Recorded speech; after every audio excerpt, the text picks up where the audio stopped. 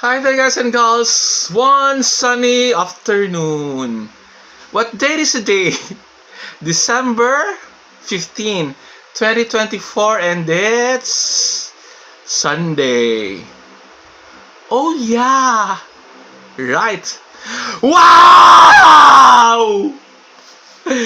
Guys, 10 days to go before Christmas. See that?